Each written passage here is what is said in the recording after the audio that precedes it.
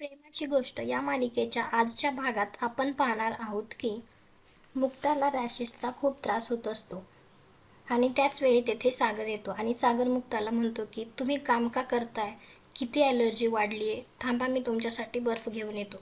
म्हणून जाऊन बर्फ घेऊन येतो आणि तिला बर्फ लावत असतो.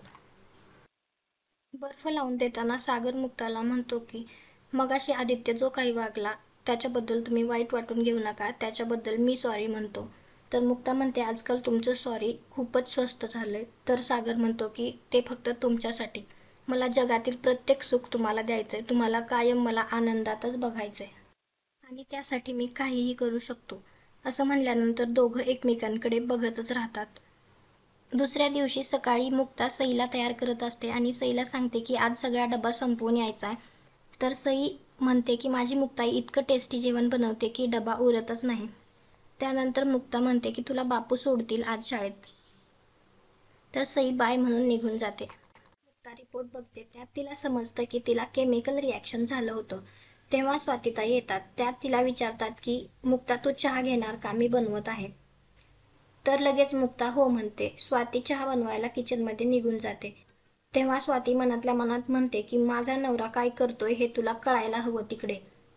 आणि स्वाती चहामध्ये पावडर मिक्स करायला घेते. त्याच वेळी तिला मुक्ता बघते आणि मुक्ता तिच्या हाताला धरून तिला रूममध्ये घेऊन येते आणि तिला म्हणते की काल तुम्ही माझ्या चहामध्ये पावडर मिक्स केली ना, त्यामुळेच मला रॅश आली ना. तर स्वाती हो म्हणते. तर मुक्ता म्हणते का तुम्ही माझा इतका तिरस्कार का करताय. कार्तिक माझ्यासोबत असं वागले म्हणूनच मला हे वागावं लागलं. समजा जर हेच तुमच्या बहिणीसोबत असं वागले असते तर तुम्ही असंच केलं असतं का. का समजून घेत नाहीत. माझ्यावर विश्वास ठेवा, मी फक्त तुमच्या चांगल्याचाच विचार केलाय. नातं आहे हो माझं तुमच्याशी काहीतरी. तर स्वाती म्हणते नातं, माझं घर माझा संसार उद्ध्वस्त केलास आणि नातं हे तुझं गोड बोलणं याच्याने भाई फसेल, मी नाही फसणार. मला तुझा खरा चेहरा माहिती आहे. आणि एक गोष्ट लक्षात ठेव मुक्ता, या जगात जर मी सगळ्यात जास्त कोणाचा तिरस्कार करत असेल ना तर ती तू आहे. कार्तिक माझ्यामुळे जेलमध्ये आहेत असं तुम्हाला वाटतं म्हणून तुम्ही माझा तिरस्कार करताना, पण माझ्यावर विश्वास ठेवा. कार्तिक चांगला माणूस नाहीये. जर ते चांगले असते तर कोणी का त्यांच्याशी असं वागलं असतं. सागरने डिवोर्सचा विषय काढलाच नसता आणि कोणता भाऊ आपल्या बहिणीचं वाईट करेल. तर लगेच स्वाती म्हणते की तो भाऊ जो बायकोच्या ताटाखालचं मांजर आहे तो असं करेल. मला भाषण देऊ नको.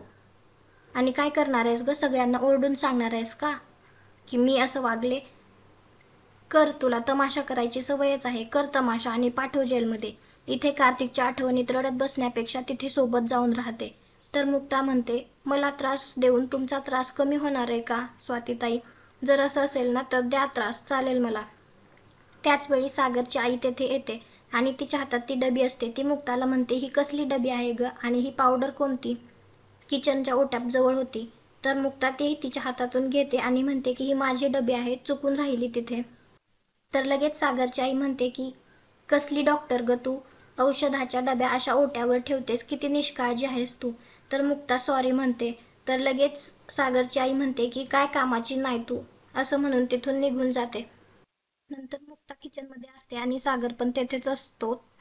त्यावेळी सावनी तेथे येते आणि सावनी सागरला म्हणते की मला तुझ्यासोबत एक फोटो पाहिजे. तर सागर म्हणतो की मला नाही काढायचा. तर सावनी म्हणते की आदित्यच्या प्रोजेक्टसाठी पाहिजे. तर सागर म्हणतो आपण काही आता नवरा बायको नाही आहोत. तर सावनी म्हणते की आदित्यच्या शाळेच्या रेकॉर्डला तर आपण नवरा बायकोच आहोत आणि नाही काढला तर याने काय होईल, जास्तीत जास्त आदित्यला वाईट वाटेल. यावरूनच या दोघांचे भांडण चालू असते. त्यावेळीच मुक्ता सागरला म्हणते की गैरसमज वाढायला नको. तर सावनी लगेच सागरकडे फोटो काढण्यासाठी जाते आणि मुक्ताला जळवण्यासाठी सागरच्या जवळ जाण्याचा प्रयत्न करत असते. मुक्ता तेथून निघून जायला निघते तर सागर तिच्या हाताला धरून थांबवतो आणि सावनीला तू जा म्हणून सांगतो. तर सावनीचा नुसता जळफळाट होतो आणि सावनी तिथून निघून जाते. मुक्ता आणि सागर दोघे एकमेकांकडे प्रेमाने बघतच असतात. कार्तिक आणि स्वाती कॉलवर बोलत असतात. त्यावेळी कार्तिक स्वातीला म्हणतो प्रत्येक गोष्टीची एक वेळ यावी लागते. कुठेही तुझी अक्कल वाजवू नको आणि कोणाला संशय येईल असं काही वागू नको. आता मी सांगतोय तसं कर. मुक्ताने सागरला सगळं खरं सांगायच्या आधी तिची जाऊन माफी माग, नाहीतर आपला सगळा प्लॅन फ्लॉप होईल. माझ्याकडे एक मोठा प्लॅन आहे. मुक्ता किचनमध्ये असते आणि सागर तिला पाहत उभा असतो. त्यावेळी सागर एक छोटासा फॅन घेऊन तेथे येतो आणि मुक्ताकडे जातो. त्यावेळी मुक्ता म्हणते, काय करताय? कोणी बघेल ना, कोणी बघितलं तर मला ओरडतील. तर सागर म्हणतो, कोणी बघितलं तर काय म्हणते, बायकोचा फॅन चालू आहे, बस एवढंच ना. त्याच वेळी तिथे मिहीर येतो आणि मिहीर तिथे लपून बघत असतो. तर मुक्ता सागरला म्हणते की तुम्ही तिकडे बसा बरं. तर सागर म्हणतो, आणि बसून काय करू, फक्त जेवण झालं का, अशा ऑर्डर सोडू का? मी तसा नवरा नाहीये. बायको काम करत असताना एसी मध्ये बसून राहणाऱ्या नवऱ्यांचा मला राग येतो. मला जर जेवण बनवता येत असतं ना, तर मी बायकोसाठी जेवण सुद्धा बनवलं असतं. मिहीर विचार करतो की हा खरा दादूस इतक्या वर्षांनी परत येतोय, पूर्वीसारखा होतोय. एक व्हिडिओ काढतो आणि मिहिकाला पाठवतो. सागर नुसता मुक्ताच्या मागे मागे करत असतो. सागर आणि मुक्ता दोघेही खूप खुश असतात. मुक्ता म्हणते, सागर पास करा ना, आई आल्या किंवा स्वातीताई आल्या कोणी बघितलं तर काय म्हणतील? तर सागर म्हणतो, काय म्हणणार आहे? तर मुक्ता म्हणते, सगळा ओरडा मलाच खावा लागेल, तुम्हाला कोणी काही बोलणार नाही. तर सागर लगेच म्हणतो, तुम्ही आमच्यासाठी एवढा घाम गाळताय, मग मी तुमच्यासाठी साधा फॅन धरून पण उभा राहू शकत नाही का? आणि ते दोघे एकमेकांकडे प्रेमाने बघत असतात. मिहिका तो व्हिडिओ बघते आणि मिहिरला कॉल करते. तर मिहिर म्हणतो, व्हिडिओ बघितलास का? तर मिहिका म्हणते, हो बघितला, पण मला काही कळलं नाही. तर मिहिर म्हणतो, तू म्हणतेस ना सतत की तुझा दादूस खूप खडूस आहे, तर बघतेस ना तो किती रोमॅन्टिक आहे. त्याच वेळी तिथे सागरची आई येते आणि ती म्हणते, सागऱ्या काय चाललंय तुमच्या दोघांचं? तू तर बायकोला वारा घालून तिच्या मागे फिरतोय. तर सागर म्हणतो, आई असं काही नाही, त्यांच्या डोळ्यात काहीतरी गेलं होतं म्हणून मी फुंकर मारत होतो.